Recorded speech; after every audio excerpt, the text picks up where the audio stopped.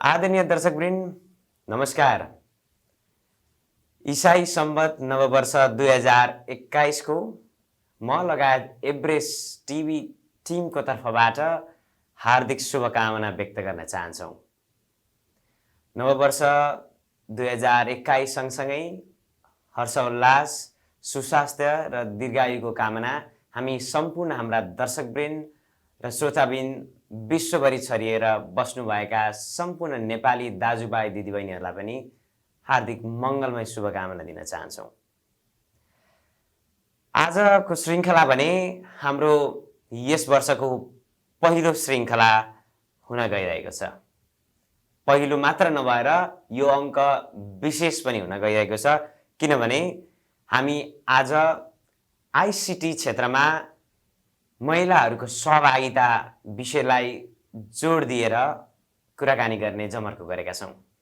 तपाईहरुलाई अवगत नै छ कि हामी द एभरेस्ट शोमा अस्ट्रेलियामा रहेर विभिन्न क्षेत्रमा सङ्घर्ष गरिरहनुभएका नेपालीहरूको सङ्घर्ष साथसाथै सफलताको कथाहरू तपाईहरुमाझ ल्याउने गर्दछौँ।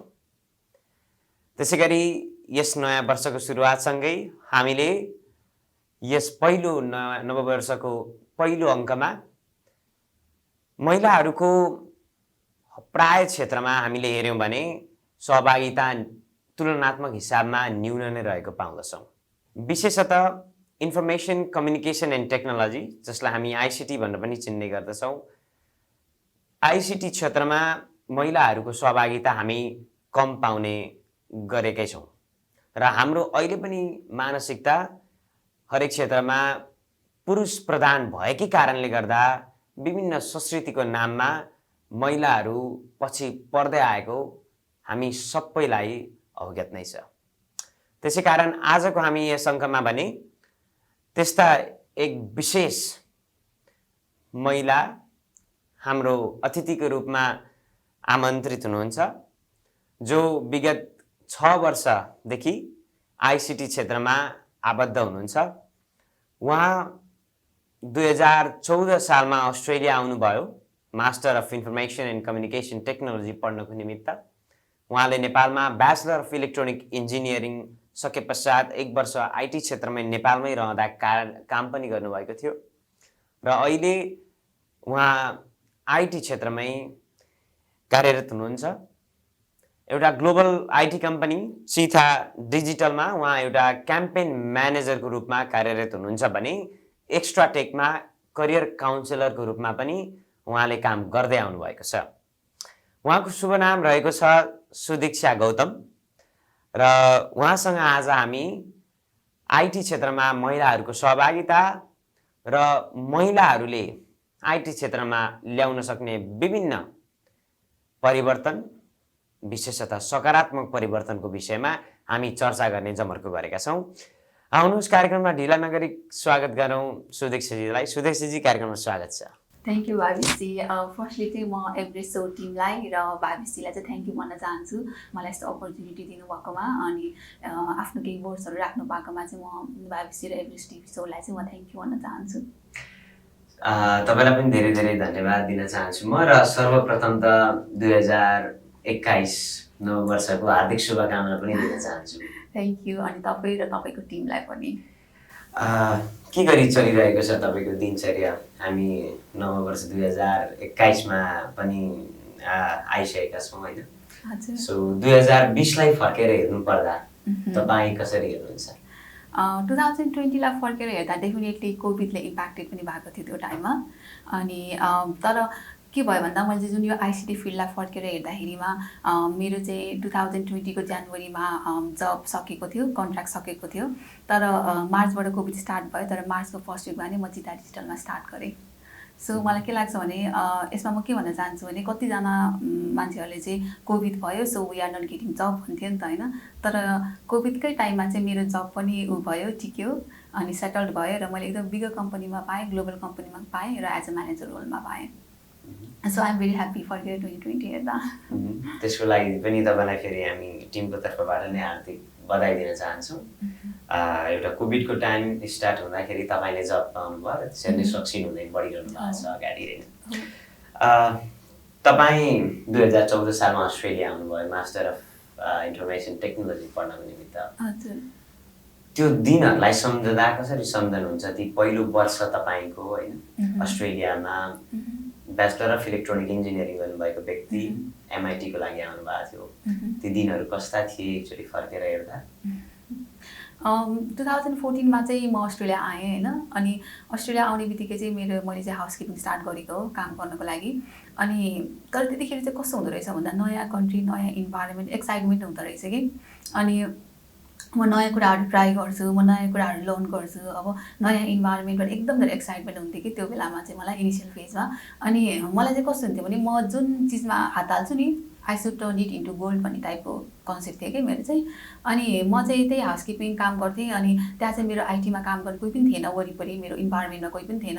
अनि मलाई चाहिँ हाउसकिपिङ सुपरभाइजर हुनु नै एकदमै ठुलो कुरा हो जस्तो लाग्थ्यो कि त्यो बेलामा चाहिँ मलाई। अनि त्यही भएर म 9 महिनामा सुपरभाइजर पनि भएँ अनि पढि पनि रहेको थिएँ। अनि मैले मेरो हुन्छ नि मैले मेरो फीहरू पनि सबै आफैले तिरेको हो, काम गरेर पढेर। अनि फीहरू पनि सबै आफैले तिरेर। अनि त्यसपछि त्यसपछि मेरो ग्रेडहरू पनि राम्रो थियो सिक्किममा पढ्दाखेरि। अनि त्यहाँबाट त्यो सुपरभाइजर भए पनि मलाई चाहिँ कस्तो फिल भयो भने मेरो डेभलपमेन्टहरू चाहिँ केही पनि भएन। So this is not me, म चाहिँ यसको लागि होइन। सो मैले चाहिँ मेरो आफ्नो पहिलाको ब्याक आइटी करियर चाहिँ कन्टिन्यू गर्नुपर्छ भन्ने मैले सोचेँ। अनि म चाहिँ 15 देखि चाहिँ म आइटीमा छिरेँ। भनेपछि त तपाईँ मास्टर अफ आइटी पढ्दा पढ्दै आइटी रिलेटेड जब नै गर्न सुरु गरिसकेको थिएँ। हो, गरिसकेको थिएँ। र त्यो चाहिँ यहाँ चाहिँ मैले मिथ हुन्छ नि आइटी कम्पनीमा स्पेसली गर्ल्सहरूको मिथ के हुन्छ भन्दा रिफरेन्सबाट मात्रै पाउँछ जब, रिफरेन्स नभए चाहिँ पाउँदैन भन्ने जुन मिथ हुन्छ नि त्यस्तो होइन। किनभने मैले जति पनि जबहरू जस्तो मैले 5वटा कम्पनी स्विच ओभर गरेँ नि, त्यो 5वटा कम्पनीमा चाहिँ म इन्टरभ्यू थ्रु नै गएको हो कि। अनि त्यो फर्स्ट कम्पनीमा पनि मैले इन्टरभ्यूबाटै सेलेक्टेड भएर अनि म छिरेको हो कि त्यहाँ।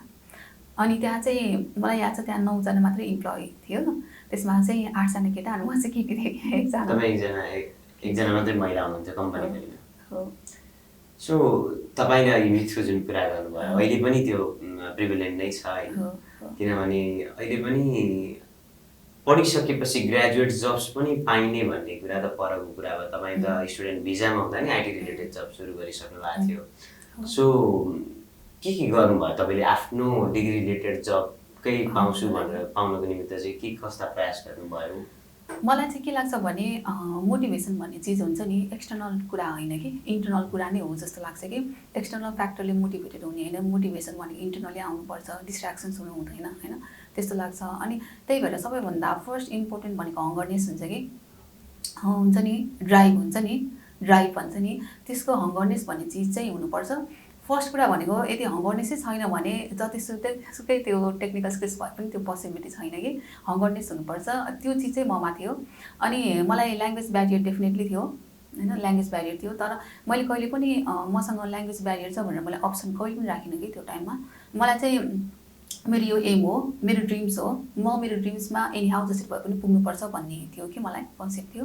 अनि र त्यहाँ छिर्नको लागि चाहिँ सबैभन्दा पहिला चाहिँ मैले के गरेँ भन्दाखेरि कस्तो हुन्छ भने यदि मलाई आइटी कम्पनीमा जानु छ भने मैले आइटी कम्पनीको सराउन्डेड मान्छेलाई सँग सराउन्ड हुनु पऱ्यो नि त आफूलाई।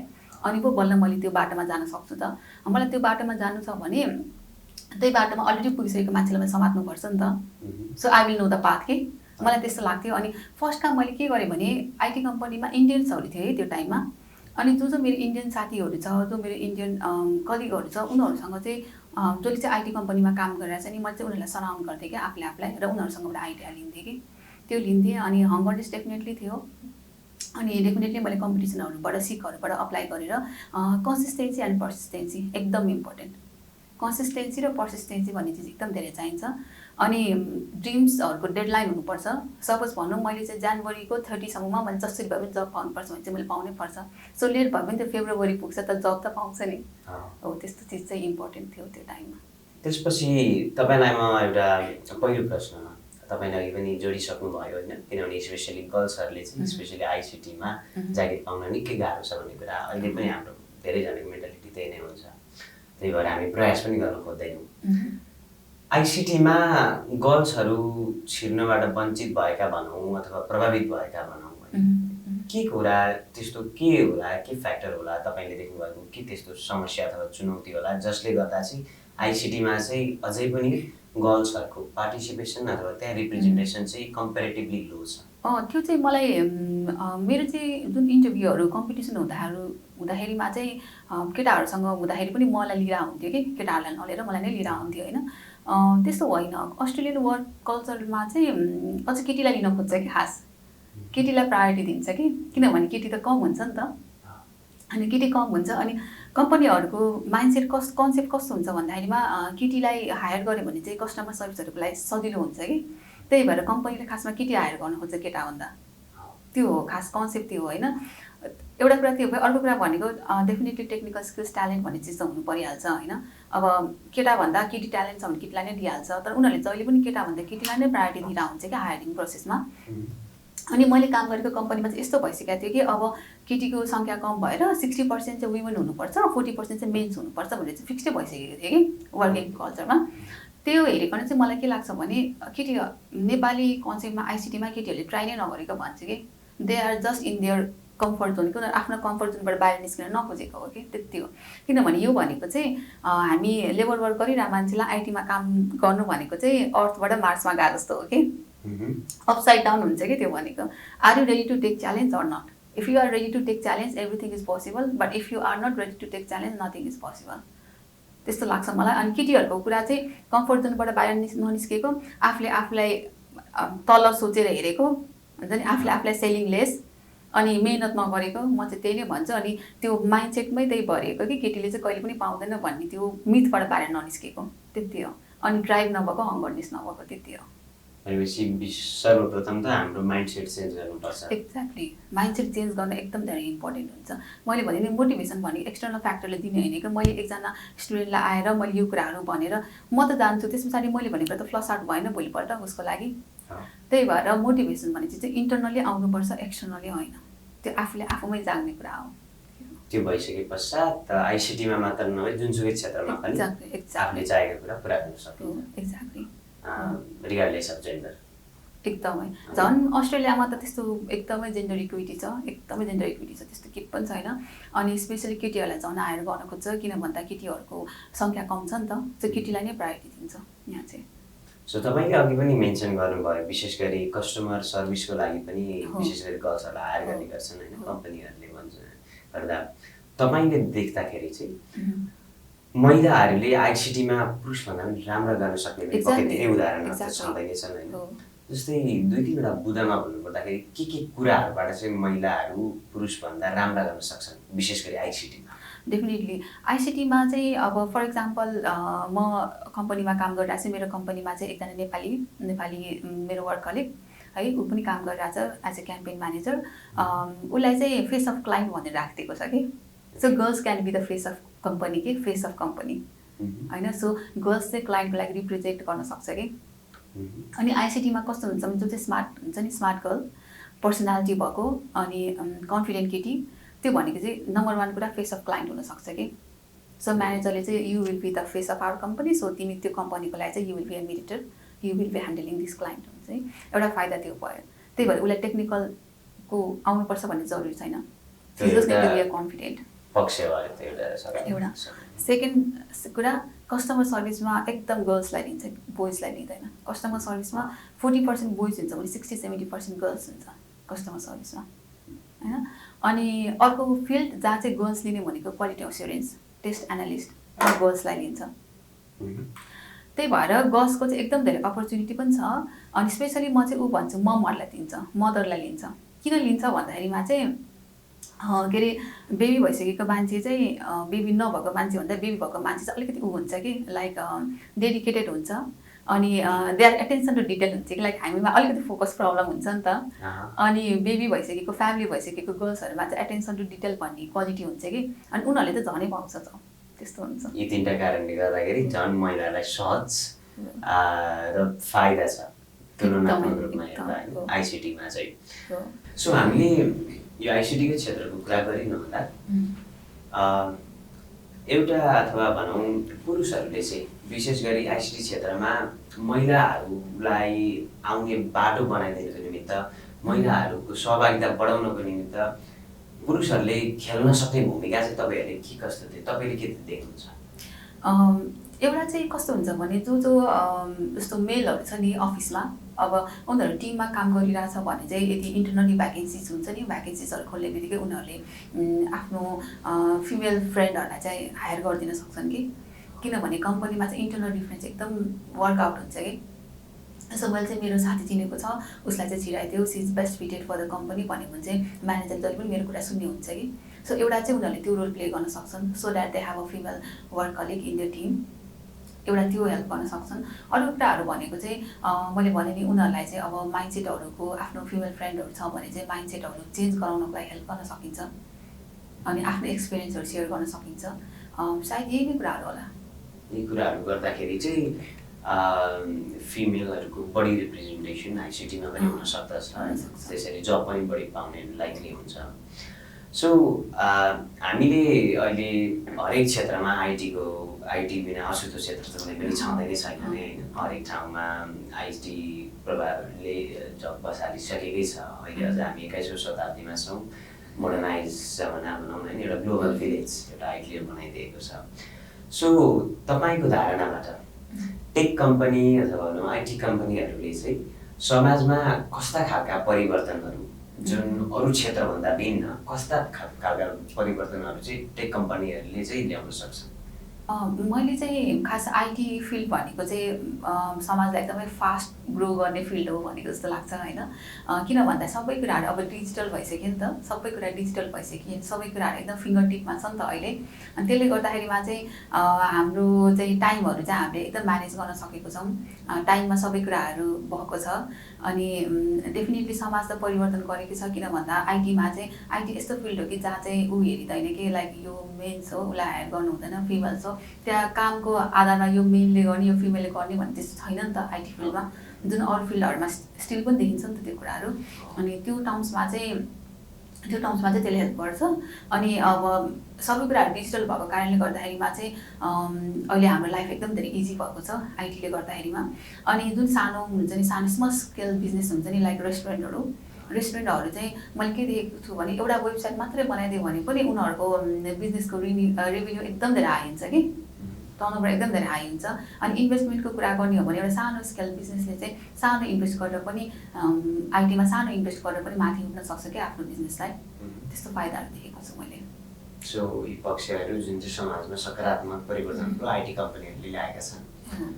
सो अब यो जेन्डर इक्वालिटीलाई नै कुरा गर्दा अथवा महिलाहरूलाई आइसिटी मात्र नभएर हरेक क्षेत्रमा इम्पावर गर्ने कुराहरू गर्दाखेरि चाहिँ एउटा एजुकेटरको रोल अथवा भनौँ एउटा अभिभावकको रोल अथवा एउटा साथीको रोल तपाईँ के देख्नुहुन्छ? विशेष गरी महिलाहरूकै कन्टेक्समा चाहिँ महिलाहरूलाई चाहिँ भनौँ विभिन्न क्षेत्रमा इम्पावर गरेर त्यसमा संलग्न गराउनेदेखि लिएर होइन, एउटा शिक्षकले कस्तो भूमिका खेल्न सक्दछन्, एउटा स्कुल कलेज युनिभर्सिटी जहाँ होस् होइन, त्यहाँको उसको स्टुडेन्टलाई इम्पावर गर्न, स्पेसली गर्ल्स इम्पावरमेन्टको कुरा गर्दाखेरि सशक्तिकरण। सो अनि एउटा अभिभावकको भूमिका के कस्तो हुन सक्दछ तपाईँले देख्दा? अब म चाहिँ मेरो आफ्नै कुरा गर्छु होइन, मेरो आफ्नै फ्यामिलीको कुराहरू गर्दाखेरिमा चाहिँ मेरो ड्याडीले चाहिँ, मेरो मम्मी ड्याडीले चाहिँ जहिले पनि मलाई बच्चैदेखि चाहिँ यस्तो भन्नुहुन्थ्यो कि यहाँ त्यस्तो केही चिज पनि छैन, you can be a CEO of the company, you can be the female prime minister होइन, त्यस्तो केही पनि छैन, जेन्डर भन्ने चिज केही पनि छैन। यस्तो हुनुपर्छ कि तैँले केही कुरा if you started doing anything you should turn it into a goal, यतिकै छोड्नु हुँदैन। कुनै काम स्टार्ट गर्छ भने चाहिँ त्यो काममा अन द टप भएर माथिल्लो लेभलमा भएर त्यसलाई लिड गर्ने भएपछि मात्रै त्यो छोडेर जा भनेर भन्छिन्थ्यो कि, never ever settle down for less कि। अनि मेरो चाहिँ फ्यामिलीले मलाई त्यही नै बच्चैदेखि सिकाएको भएर चाहिँ होइन, मेरो माइन्डमा त्यही भयो नि त, so I should never settle down for less भन्ने टाइपको भयो नि त मलाई माइन्डमा। अनि हो त्यसरी चाहिँ फ्यामिलीले चाहिँ आफ्नो घरबाटै स्टार्ट हुनुपर्छ जस्तो लाग्छ कि होइन, आफ्नो घरबाटै स्टार्ट हुनुपर्छ। र स्टिल पनि मलाई के लाग्छ भने म यहाँ अस्ट्रेलिया आएपछि पनि मेरो बुवाले तँ चाहिँ आइटीमै काम गर्नुपर्छ है, आइटीमै काम गर्नुपर्छ, अरूमा जहाँ गर्नु हुँदैन भनेर चाहिँ मलाई 2014देखि भन्दा मेरो माइन्डमा त्यो भयो नि त। अदरवाइज त मलाई मेरो फ्यामिलीले सपोर्ट नगरेको त म कहाँ यहाँ पुग्थेँ त होइन। अनि त्यही भएर फर्स्ट भनेको चाहिँ फ्यामिलीबाट स्टार्ट हुनुपर्छ जस्तो लाग्छ। अनि सेकेन्ड भनेको चाहिँ आफ्नो अब दिदी भाइ त्यहाँबाट पनि पुस हुनुपर्छ। अनि अर्को कुराहरू भनेको चाहिँ डेफिनेटली वर्क कलिगहरूले पनि पुस गर्न सक्छ। अनि कामहरूमा फ्रेन्ड कलेज फ्रेन्डहरूले चाहिँ माइन्डसेटहरू चेन्ज गरिदिन सक्छ। अनि अर्को भनेको मैले भन्दिनँ इन्टरनल डिफ्रेन्सेसहरू छ भने चाहिँ फिमेल फ्रेन्डलाई चाहिँ टिममा हायरिङ प्रोसेसमा लैजान सकिन्छ। त्यो हुन्छ। अनि अर्को भनेको चाहिँ मैले फिमेल र मेलको लाइक प्रब्लम मैले धेरै केटी स्टुडेन्टहरूलाई पनि वर्क गरेँ होइन, केटाहरूलाई पनि वर्क गरेँ होइन उनीहरूसँग। अनि गर्दा उनीहरूको प्रब्लम के हुन्छ भन्दा केटीहरू चाहिँ इमोसनली डाउन हुन्छ कि, अलिक इमोसनल हुन्छ कि, केटाहरू अलिकति स्ट्रङ हुन्छ कि। अनि फेलियरहरूलाई उनीहरूले कभर गर्न सक्दैन कि, जस्तो केटाहरू चाहिँ फेलियरबाट माथि जुझ्न सक्छ कि अगाडि बढ्न सक्छ होइन, तर केटीहरू चाहिँ केही कुराहरूमा फेल हुने बित्तिकै चाहिँ माथि उठ्न सक्दैन, because they are emotionally so connected कि, त्यस्तो हुन्छ होइन। त्यही भएर त्यस्तो हुनु हुँदैन, एकदम स्ट्रङ हुनुपर्छ, एकदम पावरफुल हुनुपर्छ कि, त्यही हो। तपाईँले अघि भन्नुभयो कन्सिस्टेन्सी र पर्सिस्टेन्सी चाहिँ एकदमै महत्त्वपूर्ण छ होइन, जे कुरा पनि हासिल गर्नको निमित्त। र मोटिभेसन भनेको पनि इन्टरनल हुनुपर्छ, एक्सटर्नल फ्याक्टरले गरेको मोटिभेसन लङ लास्टिङ हुँदैन, केही सठिक समयको लागि हुन्छ र त्यो फेड आउट हुन्छ केही समयपछि। सो जस्तै धेरैजना नेपालीहरू विशेष गरी अस्ट्रेलियाकै कन्टेक्समा आफ्नो डिग्री रिलेटेड जबकै कुरा गर्नुपर्दा म पनि धेरै सुन्ने गर्छु कि मैले त्यो रिजेक्सन इमेलले त मेरो जिमेल भरिएको छ होइन, मैले कति एप्लाई गरिसकेँ, त्यही गरेर म त हार खाइसकेँ। सायद त्यहाँ नै ल्याक अफ कन्सिस्टेन्सी त्यहाँ पनि देखिन्छ होला होइन। मोटिभेसन एउटा इन्टरनल्ली नै every time motivated, self motivated रहिरहन र एउटा कन्सिस्टेन्सी पर्सिस्टेन्सी भनौँ अथवा पर्सिभियरेन्स बनाइराख्नुको निमित्त चाहिँ के कुराहरू गरियो भने चाहिँ त्यो हुन्छ, त्यो कन्टिन्यू भइरहन्छ, सेल्फ इन्टरनल्ली मोटिभेटेड हुन्छ जस्तो लाग्छ तपाईँको केसमा, तपाईँकै अनुभवमा? म तपाईँलाई मेरो एक्सपिरियन्स बताउँछु है त। त्यसरी म चाहिँ कस्तो थियो भने मलाई केही कुरा चाहिन्छ भनेपछि म एकदम धेरै क्रेजी थिएँ कि होइन, त्यो इन टर्म्समा। अनि मोटिभेसन स्टिक हुनको लागि चाहिँ म मोटिभेसनल बुक्सहरू एकदम धेरै पढ्थेँ कि है, मोटिभेसनल बुक्सहरू एकदम धेरै पढ्थेँ होइन। अब अहिले चाहिँ म म्यानेजर हो, so I am reading leadership books के, पिपल स्किल्स बुक्स होइन। त्यो बेलामा मलाई मोटिभेसनल बुक्स एकदम जरुरी थियो, सो म मोटिभेसनल बुक्सहरू एकदम धेरै पढ्थेँ कि। अनि म डेली नै पढ्थेँ, कहिले पनि ब्रेक गर्दैन थिएँ। So every day motivational books पढ्दैछु कि भाइ मलाई एकदम मोटिभेटेड भयो नि त एउटा कुरा।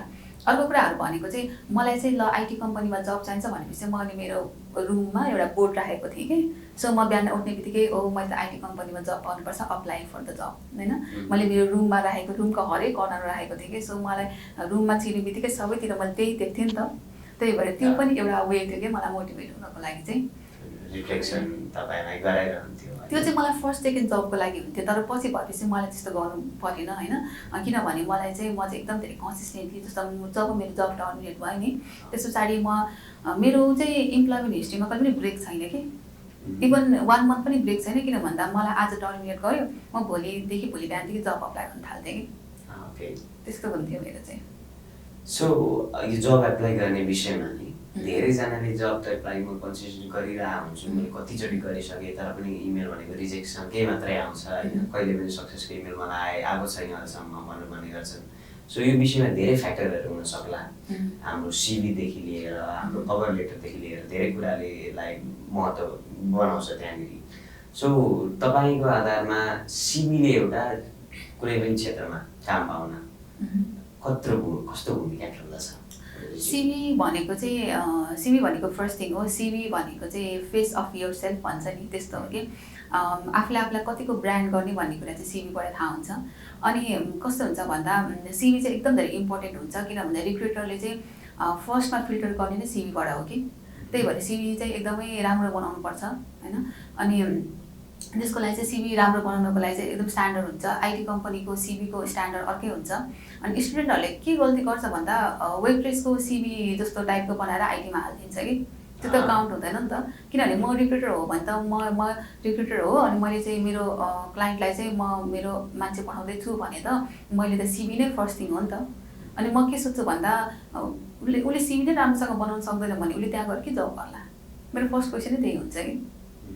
अनि स्टुडेन्टहरूको त्यो गल्ती हुन्छ, उनीहरूले चाहिँ एकदमै सिभी नै एकदम क्याजुअल सिभी बनाउँछ कि। क्याजुअल सिभी बनाएर त कहिले पनि हुँदैन। सिभी भनेको एकदमै स्ट्यान्डर्ड हुनुपर्छ। त्यो सिभीको कन्टेक्समा त्यो भयो भने तपाईँले धेरै आइटी कम्पनीजहरूमा पनि इन्टरभ्यू फेस गरिसक्नु भएको व्यक्ति होइन, धेरैजनालाई इन्टरभ्यू फियर पनि हुन्छ।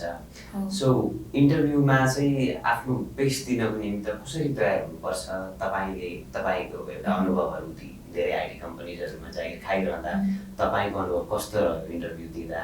तपाईँको पहिलो इन्टरभ्यू र अहिलेको अन्तिमको इन्टरभ्यूमा के फरक तपाईँले पाउनुहुन्छ एउटा सेल्फ रिफ्लेक्सन गर्दा?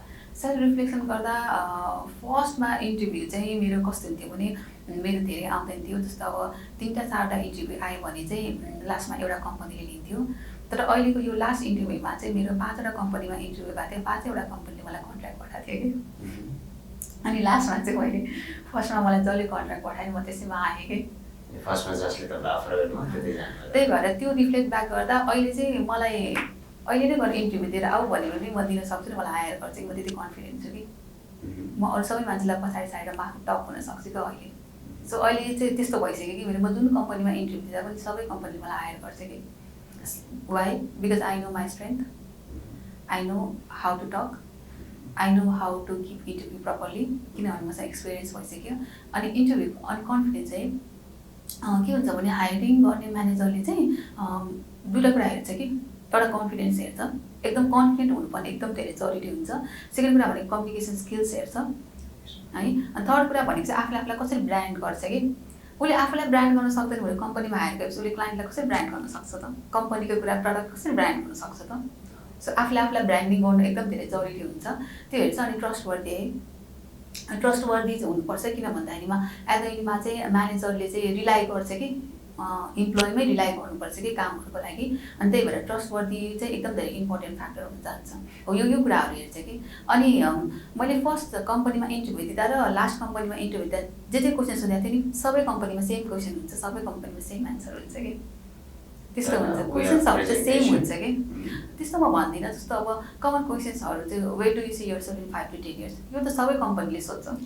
Fix question, tell me about yourself, fix question, tell me your strength and weakness, fix question. अनि क्लाइन्ट ह्यान्डलिङ कसरी गर्छ, how you rate yourself in terms of communication skills, fix question हो यो त। यो यस्तो behavioural क्वेसन्सहरू एकदम फिक्स क्वेसन हुन्छ। त्यो म 40K जबको लागि पनि सेम क्वेसन, 90K जबलाई पनि same question, but how you answer. Because 40K को मान्छेले त्यस्तै टाइपको एन्सर दिन्छ, 90K कोले अलिक ब्रान्ड गरेर दिन्छ नि त। सायद फरक त्यति मात्रै हुन्छ होला, बट क्वेसन इज सेम। अनि यो सेम क्वेसनहरू प्रिपेयर गर्न सकिँदैन र? डेफिनेटली सकिन्छ नि। मेरो चाहिँ त्यो हो। त्यही भएर म चाहिँ के भन्छु भने मान्छेले भन्छ नि मैले चाहिँ यति धेरै जबहरू अप्लाई गरेँ तर मेरो रिजेक्सनमा गयो भन्छ नि। त्यसको लागि चाहिँ मेरो एक्सपिरियन्समा के हुन्थ्यो भने मैले 300वटा जब अप्लाई गरेँ भने मैले 300 जब अप्लाई गरेँ भने चाहिँ के हुन्थ्यो भने 20वटाले मात्रै मलाई कल गर्थ्यो कि। 20वटाले कल गर्थ्यो, 20वटामा मेरो 10वटामा चाहिँ के हुन्थ्यो एक्सेप्टेन्स हुन्थ्यो। त्यसमा 5वटाले चाहिँ मलाई इन्टरभ्यूलाई बोलाउँथ्यो, बाँकी 2टामा गएर सेकेन्ड इन्टरभ्यूमा लाइन अप हुन्थ्यो, बाँकी एउटामा पाउँथेँ कि। चाहिँ मैले 300वटा जब अप्लाई गर्दा बल्ल 1 रहेछ नि त पाउने चान्स। भनेपछि just keep on applying, that's all. So हामी कार्यक्रममा अन्तिममा पनि आइसकेका छौँ होइन। सो जाँदै हाम्रो दर्शकवृन्दलाई केही भन्न चाहनुहुन्छ तपाईँ? म चाहिँ डेफिनेटली म चाहिँ हाम्रो दर्शकवृन्दलाई के भन्छु भने गर्ल्सहरूको पार्टिसिपेसन चाहिँ एकदम धेरै हुनुपर्छ आइसिटी फिल्डमा। अनि खालि इम्पोर्टेन्ट कुराहरू भनेको कन्फिडेन्स एकदम धेरै इम्पोर्टेन्ट हुन्छ गर्ल्सहरूको लागि। र हायरिङहरू चाहिँ कम्पनीमा गर्ल्सहरूलाई नै प्रायोरिटी दिन्छ खासमा बोइजभन्दा मेरो एक्सपिरियन्समा। अनि त्यही भएर चाहिँ त्यस्तो हुनु हुँदैन, किप अन अप्लाइङ, मोटिभेटेड हुनुपर्छ। अनि त्यही हो, आफ्नो ड्रिम्स एन्ड गोल्स भनेको जहिले पनि इम्पोर्टेन्ट हुन्छ, सबै कुराहरूभन्दा डिस्ट्र्याक्टेड हुनु हुँदैन। निम्तो स्वीकारेर पालिदिनु भयो, अमूल्य समय दिनुभयो र महत्त्वपूर्ण विचारहरू राखिदिनु भयो, त्यसको निम्ति पनि हार्दिक धन्यवाद दिँदै फेरि पनि 2021 तपाईँको एकदम शुभ होस्, शुभ बितोस् र आगामी दिनको लागि पनि म लगायत एभरेस्ट टिमको तर्फबाट नै तपाईँलाई हार्दिक शुभकामना व्यक्त गर्न चाहन्छु। धेरै धेरै धन्यवाद।